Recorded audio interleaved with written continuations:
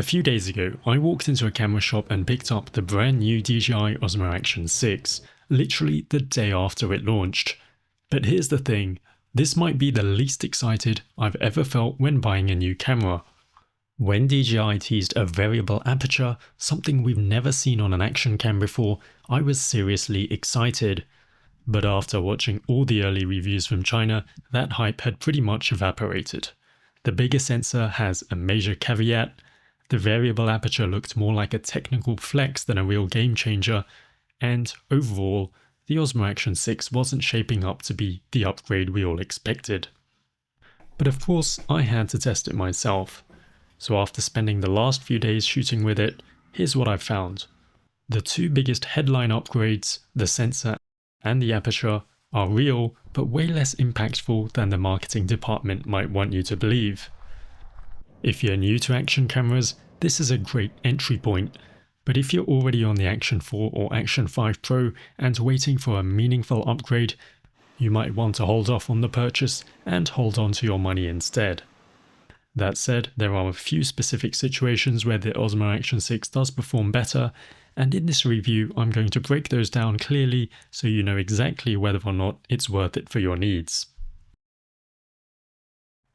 Let's tackle what's been the biggest point of discussion about the Osmo Action 6 first, the new sensor. DJI upgraded it from a 1/1.3 inch sensor in the Osmo Action 5 to a larger 1/1.1 inch sensor in the Osmo Action 6. On paper, that's a substantial jump, and you might immediately jump to the conclusion that you're getting better low light performance, which is exactly where action cameras need the most help. But the unfortunate reality is that you get zero low light benefit from this bigger sensor, and this image shows you exactly why. As you can see, the new larger sensor is square, but we typically shoot widescreen 16:9 video, so when we hit record, we're not using the whole sensor, we're just using this thin horizontal slice of it. And when you do the math, the actual light gathering area for your video is just about the same size as the Action 5 sensor, and going by some calculations, it's even slightly smaller. So the impressive 1/1.1 inch spec is a bit misleading in real world use. Now later on we'll see that the new variable aperture does a lot more for low light than the sensor size itself, but the key point here is this. The bigger sensor sounds exciting, but for normal horizontal shooting, it doesn't translate into the low light boost you'd expect. So if this larger sensor isn't helping with low light, then what exactly is it good for? Well, this is where the Osmo Action 6 delivers what I think is the most meaningful upgrade. You can now capture the full square sensor readout and reframe it later as horizontal or vertical video. For creators who post on YouTube and, say, TikTok or Instagram, this is huge. You can shoot once, then repurpose the footage for different platforms without losing resolution. This isn't some brand new idea, and GoPro has offered something similar with its 8:7 mode, and Insta360 with its 4:3 free frame mode. But DJI's square sensor gives you the highest true sensor coverage for vertical video so far. However, if you're a single platform creator like me and exclusively upload landscape video, this feature doesn't really change much. The files are larger and you add an extra step in post-production because you have to manually reframe your shot. It's great flexibility when you need it, but unnecessary when you don't. That said, the square sensor still brings a couple of nice side benefits. It allows you to shoot horizontal video even when the camera is mounted vertically, and the extra sensor area gives electronic stabilization some more vertical breathing room.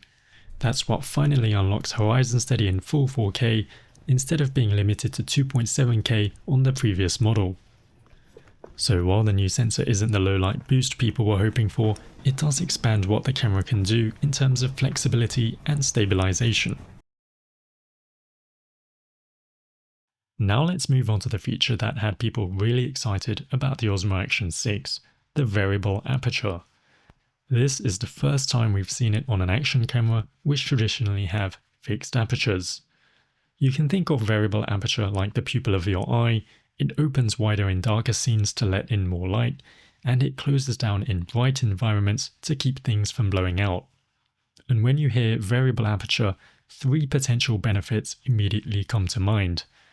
Better low light performance when the aperture is wide open, the possibility of getting some depth of field, and more control over your shutter speed and motion blur without always relying on ND filters. So let's go through each of those and see how they actually play out on the Osmo Action 6. First up, low light performance is improved. And besides the new reframing feature, this is definitely the most noticeable upgrade on the Osmo Action 6. The wider f2 aperture lets in twice as much light as the fixed f2.8 on the Osmo Action 5 Pro, so even though the effective sensor area might be smaller, the extra light coming through the lens more than compensates for it. That said, this doesn't suddenly turn the Osmo Action 6 into a low light beast. It still behaves very much like an action camera, and if you're walking around at night, you'll still get those classic EIS jitters, albeit slightly less as the camera can afford to shoot at higher shutter speeds.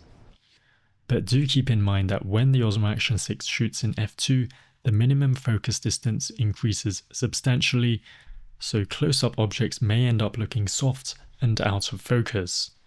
Overall, your phone or the Osmo Pocket 3 will still run circles around it in darker environments, but the Osmo Action 6 does offer the best low-light performance we've seen from a DJI Action camera so far. Personally, I'm looking forward to shooting more nighttime bike rides with the extra low light gathering ability this camera provides compared to the Osmo Action 5 Pro that I've been using so far. Next up, the potential for background blur or bokeh. If you're dreaming of cinematic, blurry backgrounds to make your subjects pop, you won't get that here. Action cameras simply have sensors that are too small and focal lengths that are too wide for any real background separation to occur. What does change, however, is foreground blur, or the minimum focus distance. By stopping down to f4, the Osmo Action 6 can focus as close as 20 centimeters. That's a dramatic improvement compared to the 35 centimeter minimum focus distance you get when shooting at f2.8 on either the Osmo Action 5 Pro or Osmo Action 6. As someone who likes to shoot POV videos, I do appreciate being able to get things like the text on my phone in focus by shooting at f4. Here's the crucial catch though, the camera won't automatically stop down to help with focusing on things up close. You have to be conscious about it and be prepared to manually switch to f4 in these situations. Another perk of the variable aperture is that it can act as a kind of one-stop built-in ND filter by allowing you to reduce light by one stop compared to f2.8. That gives you a bit more room to slow down your shutter speed without blowing out the image, which helps introduce some motion blur into your shots. Of course, if you want a lot of motion blur, anything close to the 180-degree rule, you'll still need real ND filters. But having aperture control does make things more flexible.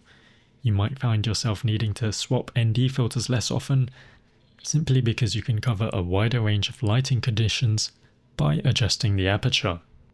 And the last thing worth mentioning about the variable aperture is the starburst effect you can get from bright light sources when you stop down. Now let's be honest, this isn't a reason to buy the camera, it's merely a fun, creative quirk that does at least open up a few extra creative possibilities if you like playing with light in your shots. Aside from the new sensor and the variable aperture, the Osmo Action 6 brings a few other updates that are worth mentioning. The first is the new macro lens accessory, which lets you get as close to 11 centimeters to your subject. It's a cool idea, but because it requires manual focusing, something that's already tricky to judge on a small action cam screen, it seems a bit challenging to use based on the reviews I've seen. I was tempted at first, but once I saw the price of it, that temptation disappeared immediately. For a niche accessory that might not even be compatible with the next camera generation, it's really hard to justify spending nearly half the price of the camera on a lens. Now, the next one is a small change but a nice quality of life improvement in the new bidirectional magnetic mount. I've lost count of how many times I had to flip the Osmo Action 5 mount because it was facing the wrong way. With the new design, you can attach the camera in either direction, The Action 6 is thankfully still backwards compatible with older mounts as well, and you can even attach it bidirectionally to those, but you don't get the same magnetic guidance, so it feels a bit more fiddly. And finally, DJI has updated the battery and USB door design. Instead of sliding straight down like on the Osmo Action 5 Pro, you now have to push the latch to the side before pulling it open. It's a small change, but it does make the compartments feel more secure. So how do I feel about the DJI Osmo Action 6? Well, it's an interesting one because DJI made some significant changes under the hood, but for most people, the final video will look nearly identical to the Action 5 Pro. The two biggest spec upgrades, the sensor and the aperture, are more about new capabilities than a sheer quality jump. This means any purchase decision is actually incredibly straightforward. If you're a multi-platform creator, the reframing ability thanks to the square sensor is a big deal, and that alone could justify the upgrade. For everyone else though, it's a much tougher sell. Sure enough, you might be getting the best low-light performance yet from a DJI Action camera, along with some other minor perks, but are those worth the price of a new camera? For most, probably not. And this brings us to the action camera market as a whole. It really does seem like manufacturers are hell-bent on yearly release cycles, but are approaching the limits of what is really possible at this form factor. So I'm definitely interested in seeing how action cameras will evolve here on out. Thanks for watching this review, and let me know in the comments what you think about the new DJI Osmo Action 6.